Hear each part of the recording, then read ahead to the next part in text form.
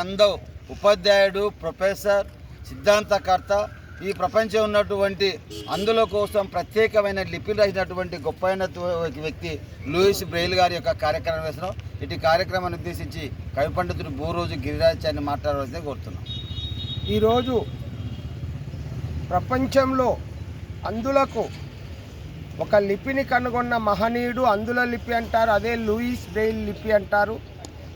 Louis Braille గారి వర్ధంతి కార్యక్రమాన్ని నిర్వహిస్తున్న ప్రియమిత్రులు రాజారాం ప్రకాష్ సార్ గారు మరియు గురుతుల్యులు మిత్రులు నాయకంటి నరసింహశర్మ గారు, అట్లాగే రజక సంఘ వనపర్తి జిల్లా నాయకులు బండలయ్య గారు, అట్లాగే శాలివాహన సంఘ నాయకుడు రాము గారు, తర్వాత ప్రభుత్వ ఉపాధ్యాయుడు సామాజికవేత్త రంగస్వామి గారు, అట్లాగే కుర్మయ్య గారు ఈ కార్యక్రమానికి ఇచ్చేసిన అందరికీ స్వాగతం పలుకుతూ, లూయి బ్రెయిల్ అనగానే అందరికీ ఈరోజు గుర్తొచ్చేది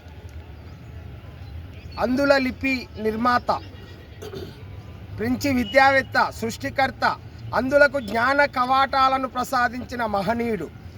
అటువంటి లూయి బ్రెయిల్ గారు 1809లో జన్మించి జనవరి 4న 1852లో జనవరి 6న మరణించారు. అంటే ఇదే నెలలో 4 తారీఖున జన్మించి 6 తారీఖు జనవరి నెల, సంవత్సరాలు తేడా.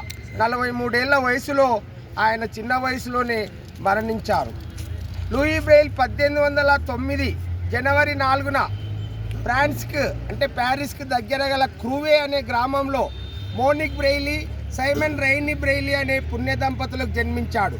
4 ఏళ్ల వయసులో వాళ్ళ నాయన జీన్స్ పరిశ్రమలో పనిచేసే గుర్రపు తోళ్ళు, గుర్రపుల పైన వేసే అది వాహన తోలు, అటువంటి పరిశ్రమలో ఒక పదునైన ఆయుధం తగిలి ఒక కన్ను, తర్వాత ఇంకో కన్ను, 2 కళ్ళు కోల్పోతాడు. మళ్ళీ ఆయన తర్వాత ప్యారిస్లో స్థాపించిన 1874లో స్థాపించిన 1784లో స్థాపించిన వాలెంటిన్ హ్యూ అనే ఒక అందుల పాఠశాలలో చేరుతాడు. అక్కడ లైన్ టైప్ పద్ధతి అంటే గీత ద్వారా అంటే స్పర్శ, మామూలు స్పర్శ ద్వారా చదువుకునే ఆ పాఠశాలలో చదువుకొని అదే పాఠశాలలో అందుల పాఠశాలలో 17 ఏళ్ల వయసుకే ప్రొఫెసర్గా మారుతాడు. అలా పగలు విద్యార్థులకు పాఠాలు చెప్తే ఇంకా అందుల కొరకు మెరుగైనది కొత్త పద్ధతి కనుగోవాలని ఆయనలోని అన్వేషణ మొదలవుతుంది. ఆ విధంగా కృషి చేస్తూ 1851లో క్షయవ్యాధి వస్తుంది. ఈ కృషిలో 52లో క్షయవ్యాధితో మరణిస్తాడు జనవరి 4న. ఆ విధంగా ఆయన కృషి చేసినప్పుడు ఆయన చేసినది ఏంటంటే ఈ లైన్ టైప్ పద్ధతి కన్నా అప్పుడు 1821లో ఫ్రాన్స్లో సైనికాధికారి చార్లెస్ బార్బియర్ 12 చుక్కల వాళ్ళ సైనికులకు ఒక సంకేత అంటే కోడ్తో రూపొందించిన అది అందులకు బాగుంటుందని, అది ఉబ్బెత్తు చుక్కలు స్పర్శ ఎక్కువ ఉంటుందని, అది 6కి తగ్గించి 12 చుక్కల పద్ధతిని, కొత్త పద్ధతిని కనుగొంటాడు. అదే ఈరోజు అందులకు అమలవుతున్న 6 పద్ధతి. దాంట్లో 250 పదాలు చేర్చి తర్వాత అక్షరాలు, పదాలు, సంగీత చిహ్నాలు అన్నీ అందులో చేరుస్తాడు.